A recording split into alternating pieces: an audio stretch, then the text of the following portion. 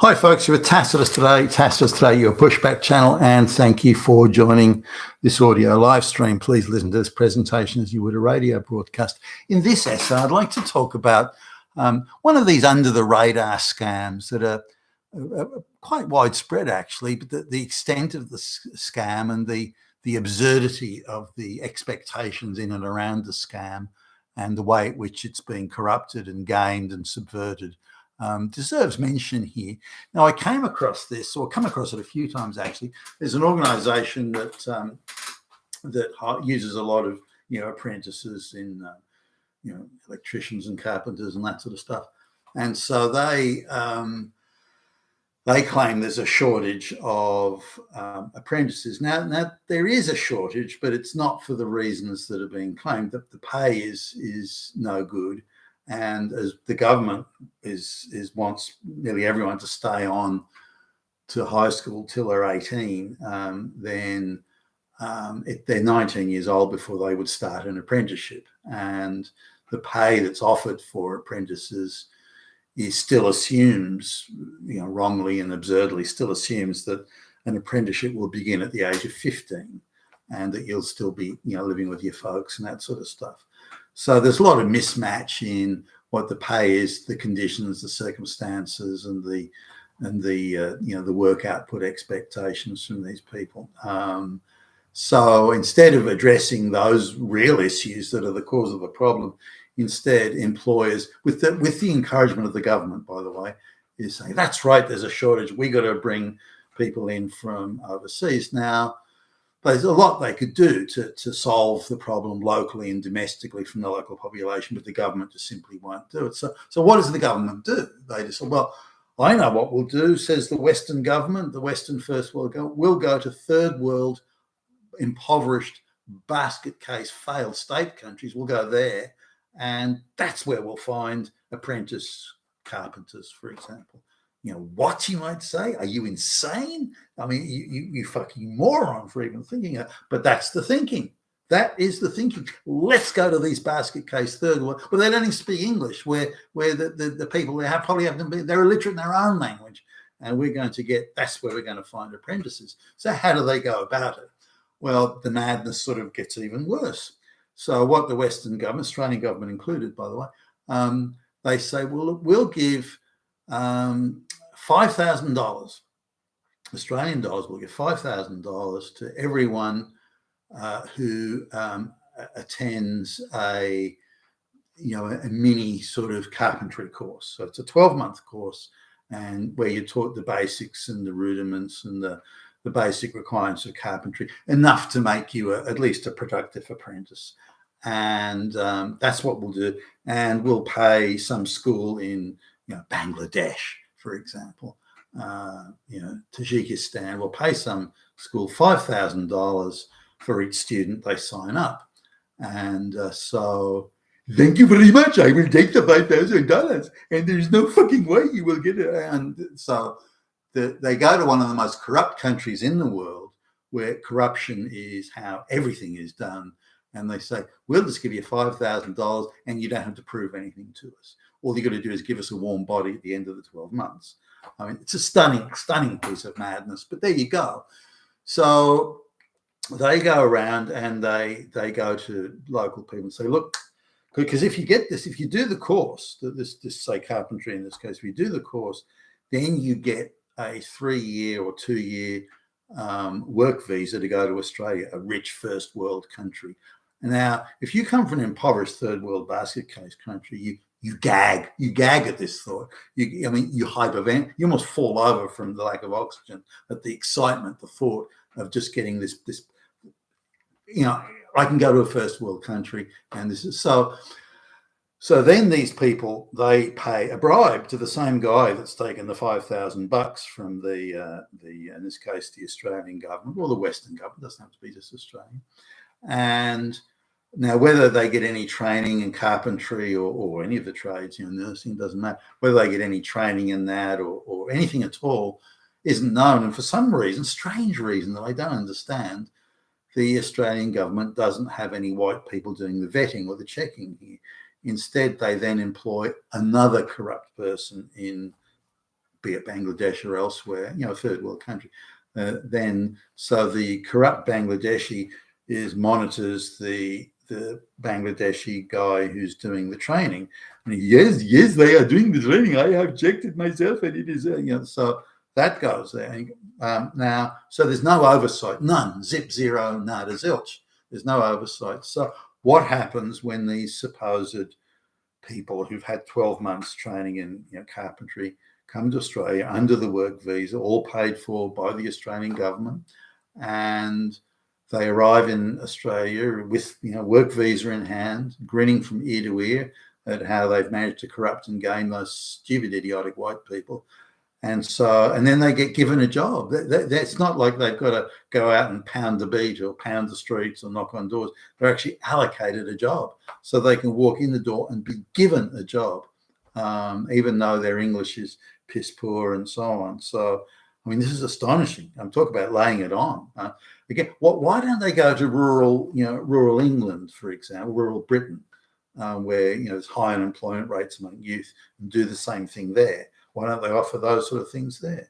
But no, they only seem to want to offer it in third world basket case countries, which makes me very suspicious that they actually don't really want sort of functional tradies at all. This is just another bullshit scam reason to try and bring in as many black and brown people to the West as they can manage under various scam subterfuge type schemes. Anyway, so the guy from Bangladesh with his supposed 12-month carpentry diploma in hand and his work visa and arrives. So now it's expected that at least got the rudiments of carpentry, or again, it could be nursing or plumbing or something. So they say, okay, well, off you go and do this. And the guy doesn't know. The guy he's never held a saw in his life. He looks at a screwdriver, what the fuck is that? This guy knows nothing. Now you'd think that, let's suppose that the 5,000, what's clearly happened is the guy running the corrupt Bangladeshi goon running the supposed training school has just pocketed the $5,000, per student. Then he's taken the bribe from the student, because you get a work visa to go to a first world country. Who wouldn't pay a bribe for that? I mean, Jesus. And that's it. And then the other guy, the guy who's being paid again by the Australian government, is then thrown some more kickbacks to say, yep, that training is kicking ass. They're really putting, but hey, experts will come. So the oversight, the mechanism of oversight is also corrupted. Now, what do you expect from those sort of countries? I just don't believe that the government officials who were putting this in place, the public servant, didn't know. It's one of the most corrupt basket places on the planet, and somehow they don't know that corruption will go on there and that everything will be fine. I mean, that's got to be a definition of insanity, surely. So the guy comes in and he knows nothing about carpentry. But you would think that the guy on his own would realize that, he does, for some reason the guy didn't say, well, why do I need to know anything about carpentry? I sort of, what's your problem? Why are you giving me a hard time here? Why am I supposed to know anything? And so they don't think it's incumbent on them to actually do work or do anything productive or have some sort of knowledge, such as they can cut a straight line, or they can, use a screwdriver or use carpentry tools and so on. But no idea at all. So when the guy comes to do the work, they can't use him for anything. He knows nothing. I mean, not that he doesn't know much. He knows nothing. It's like someone who's never even worked at a job or done anything in their lives. The idea of a right angle or these basic carpentry, hasn't got a clue. I mean, the guy can't even use a pencil, for fuck's sake. So in the end, all they can use him for is sweeping the floor, but that's not what they want. They want an apprentice carpenter. Now he's the Bangladeshi guy lived with 500 people to a one-bedroom apartment, so he doesn't need the first world type income, and so that side of it's fine. But he's utterly useless. So they go to the next step and say, okay, well, he's here now. We'll try and show him the basics. But that he's not literate in his own language. He's got no concept of how to learn or how to gain information, or how he's got a bit of a monkey see, monkey do, but that's all. And so they can't lead him to do anything. Every bit of work he does must be monitored and checked, and so effectively someone has to stand, look over his shoulder the whole day through. That's no good. That doesn't work. So in the end, they got to let him go because he's got. So then they think, okay, well, that was just a one-off.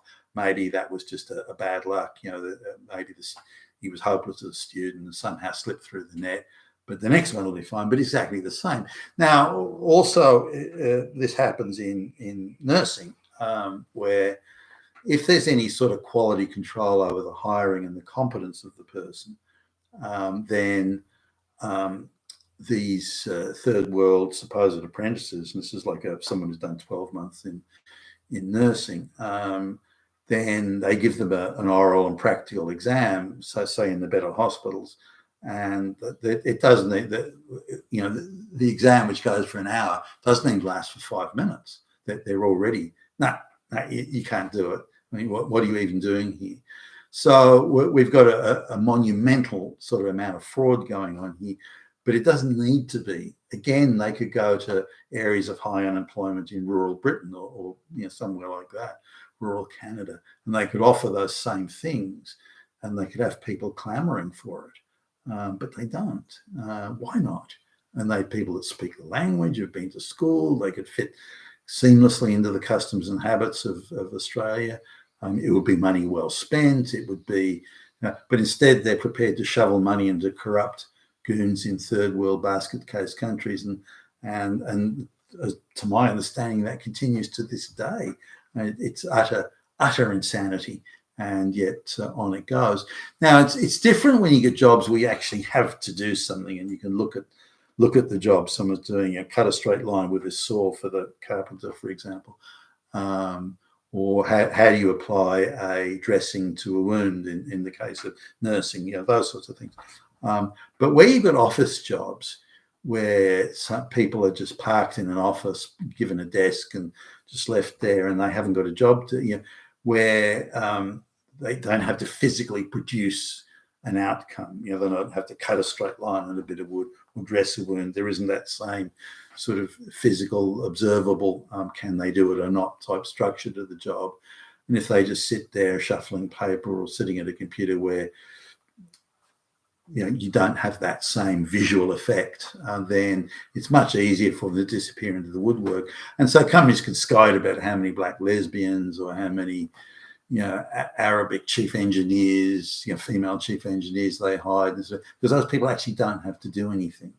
And just talking to a lady, a friend of my wife's, who works for one of the big engineering firms, and she's staggering the number of affirmative action hires that they've got there that don't do anything. They're far more concerned about the cosmetics of, we hired 100 black lesbians this week, than they are about actually doing any job. But this comes back around, and the taxpayer funding it, because these companies, these businesses have to employ all these unproductive people. They go to the government and say, look, we need more government contracts, and we can't pay competitive. We don't want to compete on price or this or that. You've got to give us these contracts with lots and lots of fat profit in it. So because that's the only way we can afford to hire all these affirmative action diversity hires. So we can only do it if you give us cozy deal type contracts, and so again the taxpayer ends up paying for this one way or another. But it illustrates, I think, the insanity of the whole thing. They could do a lot to make it work, but they don't. Instead, they seem to be hell-bent on making it not work, but then ignoring it or just looking the other way as the disaster unfolds. You've been with Tasseless today, your Pushback channel. Thank you for listening.